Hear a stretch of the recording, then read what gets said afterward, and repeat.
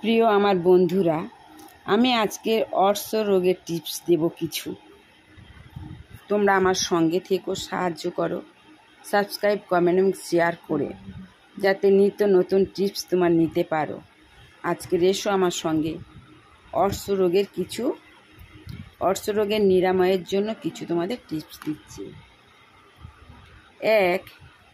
অর্শ রোগীর যদি মল নিঃসরণ না হয়, শুধুমাত্র 3 থেকে 4 ফোঁটা রক্তপাত হয়, পায়খানা পরিষ্কার না হয়, লাউ আগুনে ঝলসে নিয়ে তার রস চিনিসহ রোগীকে খাওয়ালে নিশ্চয়ই উপকার হয়। 2. অর্শ আপানের বীজ আতপ চাল ধোয়া জলের সঙ্গে বেটে প্রত্যহ সকালে খেতে দিন, উপকার পাবেন। এবং আপান গাছের শিকড় ও দিলে আরও ভালো উপকার হয়। 3. ইন্দ্রজব চূর্ণ করে 2 আনা পরিমাণ চূর্ণ মধুর সঙ্গে মিশিয়ে চেটে খান, উপকার হবে। 4. মিষ্টি কামরাঙা করে কেটে রোদে ভালো করে শুকিয়ে নিয়ে বেটে নিন।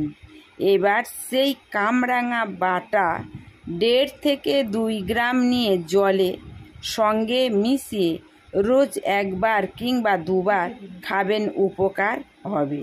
এবার অর্শ রোগের 5.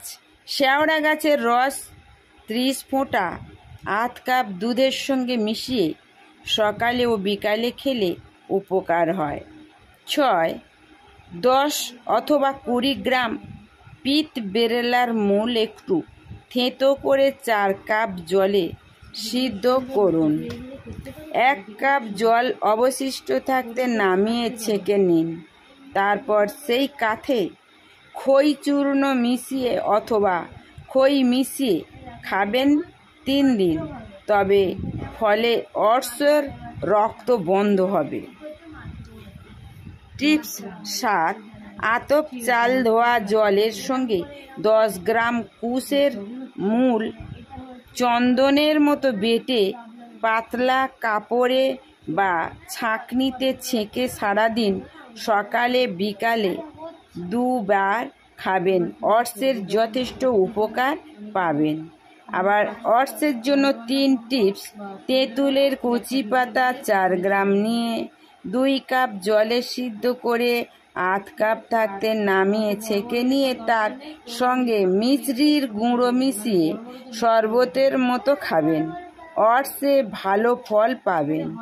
এছাড়া পুরাতন তেঁতুল রাতে ভিজিয়ে খেলে সকালে ছেঁকে নিয়ে তাতে একটু মিছরি চূর্ণ বা চিনি মিশিয়ে খেলেও উপকার হয়।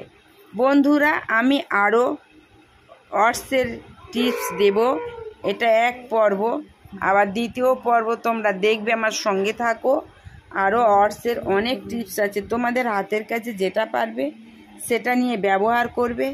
যদি পারো, তোমাদের সামনে 4-5টা রকম টিপস আছে একসঙ্গে, 4-5 রকম টিপস একসঙ্গে নিয়েও ব্যবহার করবে, আরও ভালো হবে। তোমরা ভালো থেকো, সুস্থ থেকো, সুন্দর থেকো, আমার সঙ্গে থেকো।